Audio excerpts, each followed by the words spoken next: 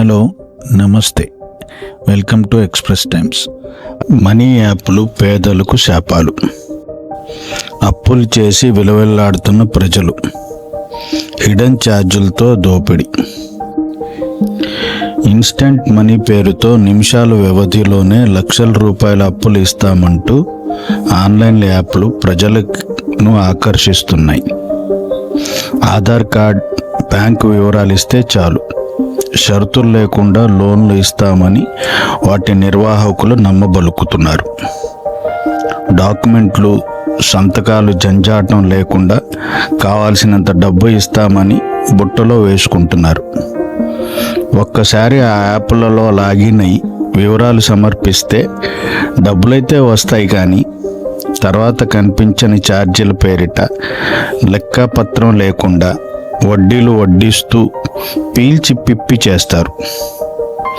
తీసుకున్న రుణానికి రెట్టింపు వసూలు చేస్తూ ఏమాత్రం ఆలస్యం చేసినా తమ ప్రైవేటు సైన్యంతో నానా హంగామా చేస్తూ ఆస్తులు వేలం వేయటానికి కూడా వెనుకంజ వేయటం లేదు.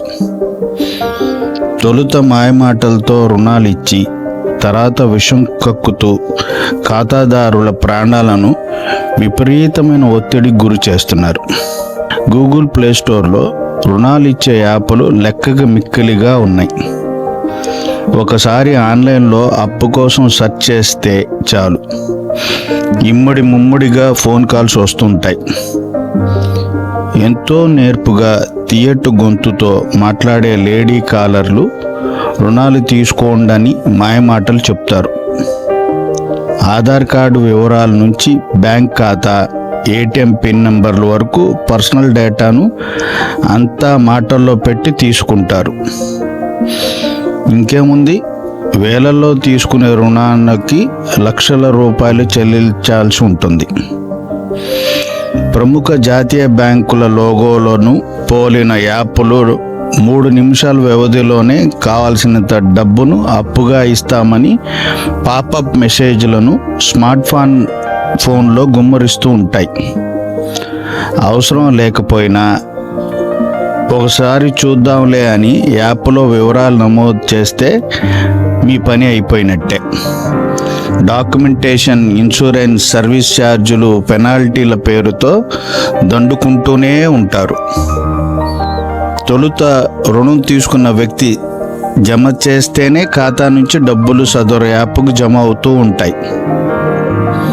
ఏమాత్రం ఆలస్యం చేసినా రుణగ్రహీత అనుమతితో సంబంధం లేకుండానే డబ్బులు కట్ అవుతూ ఉంటాయి.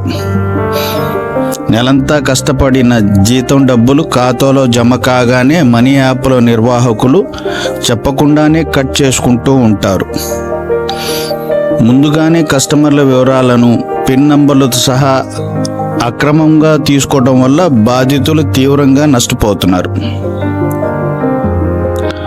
ఆన్లైన్ యాప్లలో రుణాలు ఇచ్చే సమయంలో ఎంతో మధురంగా చక్కటి గొంతుతో మాట్లాడతారో అధిక వడ్డీలు వేసి వసూలు చేసే క్రమంలో అంతే కఠినంగా వ్యవహరిస్తున్నారు.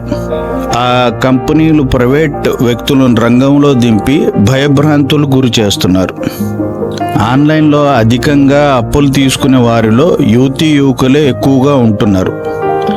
టీనేజ్ నుంచి నడి వయసు వారు అధికంగా స్మార్ట్ ఫోన్లు ఉపయోగిస్తుండటం వల్ల ఆన్లైన్ యాప్ల మాఫియా వారిని టార్గెట్ చేస్తుంది. ఖర్చుల కోసం టీనేజ్ యువత ఈ యాప్ల మాయలో పడుతున్నారు. ప్రభుత్వం ఇప్పటికైనా ఆన్లైన్ మనీ యాప్లపై నిషేధం విధించి ప్రజల్లో అవగాహన కల్పించాల్సిన అవసరం ఎంతైనా ఉంది. మరిన్ని అప్డేట్స్ కోసం మా ఛానల్ని సబ్స్క్రైబ్ చేసి గంట బటన్ని ఆన్ చేసుకొని లైక్, షేర్ అండ్ కామెంట్ చేయండి.